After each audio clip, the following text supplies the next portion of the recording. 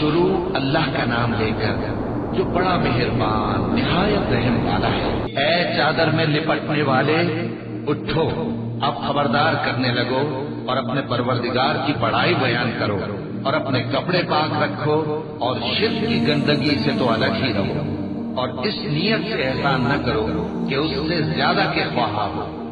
اور اپنے پروردگار کی خاطر صبر کرتے رہو۔ پھر جب سور پھونکا جائے گا تو وہ دن مشکل کا دن ہوگا، یعنی کافروں پر آسان نہ ہوگا۔ مجھے اس شخص سے سمجھ لینے دو جس کو میں نے اکیلا پیدا کیا اور میں نے اس کو بہت سا مال دیا اور ہر وقت حاضر رہنے والے بیٹے دیے اور اس کو ہر طرح کے سامان میں وسعت دی، پھر بھی لالچ رکھتا ہے کہ میں اسے اور زیادہ دوں۔ ایسا ہرگز نہیں ہوگا، یہ ہماری آیتوں کا بڑا مخالف رہا ہے۔ میں اسے ایک بڑی چڑھائی چڑھاؤں گا، اس نے غور و فکر کیا اور ایک بات ٹھہرا لی، یہ مارا جائے، اس نے کیسی تجویز کی، پھر یہ مارا جائے، اس نے یہ کیسی تجویز کی، پھر اس نے نگاہ کی، پھر تیوری چڑھائی اور منہ بگاڑا، پھر پیٹ پھیر کر چلا اور تکبر کیا، پھر کہنے لگا یہ تو جادو ہے جو پہلے لوگوں سے برابر ہوتا آیا ہے، پھر بولا یہ اللہ کا کلام نہیں بلکہ بشر کا کلام ہے، میں ان قریب اس کو سقر میں داخل کروں گا، اور تم کیا سمجھے کہ سقر کیا ہے؟ وہ ایسی آگ ہے کہ نہ باقی رکھے گی اور نہ چھوڑے گی، اور بدن کو جھلس کر سیاہ کر دے گی، اس پر 19 داروغہ ہیں، اور ہم نے دوزخ کے داروغہ فرشتے ہی بنائے ہیں اور ان کا شمار کافروں کی آزمائش کے لیے مقرر کیا ہے،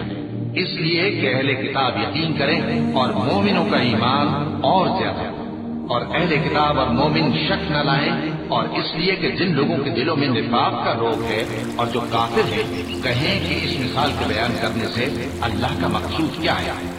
اسی طرح اللہ جس کو چاہتا ہے گمراہ رہنے دیتا ہے اور جس کو چاہتا ہے ہدایت دیتا ہے، اور تمہارے پروردگار کے لشکروں کو اس کے سوا کوئی نہیں جانتا، اور یہ قرآن تو بنی آدم کے لیے نصیحت ہے۔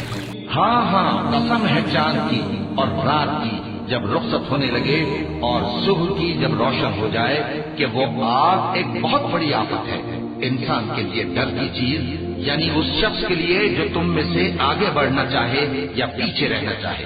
ہر شخص اپنے کرتوتوں کے باعث گرفتار ہوگا، مگر داہنی طرف والے نیک لوگ جنتوں میں ہوں گے اور پوچھتے ہوں گے، یعنی آگ میں جلنے والے گناہگاروں سے کہ تم دوزخ میں کیوں پڑے؟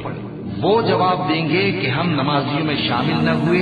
اور نہ ہم فقیروں کو کھانا کھلاتے تھے، اور ہم بحث کرنے والوں کے ساتھ مل کر بحث کرتے تھے اور روز جزا کو جھٹلاتے تھے یہاں تک کہ ہمیں موت آ گئی۔ تو سفارش کرنے والوں کی سفارش ان کے حق میں کچھ فائدہ نہ دے گی، ان کو کیا ہوا ہے کہ نصیحت سے روگرداں ہو رہے ہیں، گویا گدھے ہیں کہ بدک جاتے ہیں جو شیر سے ڈر کر بھاگ جاتے ہیں۔ اصل یہ ہے کہ ان میں سے ہر شخص یہ چاہتا ہے کہ اس کے پاس کھلی ہوئی کتاب آئے، ایسا ہرگز نہیں ہوگا۔ حقیقت یہ ہے کہ ان کو آخرت کا خوف ہی نہیں، کچھ شک نہیں کہ یہ قرآن نصیحت ہے، تو جو چاہے اسے یاد رکھے، اور یاد بھی تبھی رکھیں گے جب اللہ چاہے، وہی اس لائق ہے کہ اس سے ڈرا جائے اور وہی معاف کرنے والا ہے۔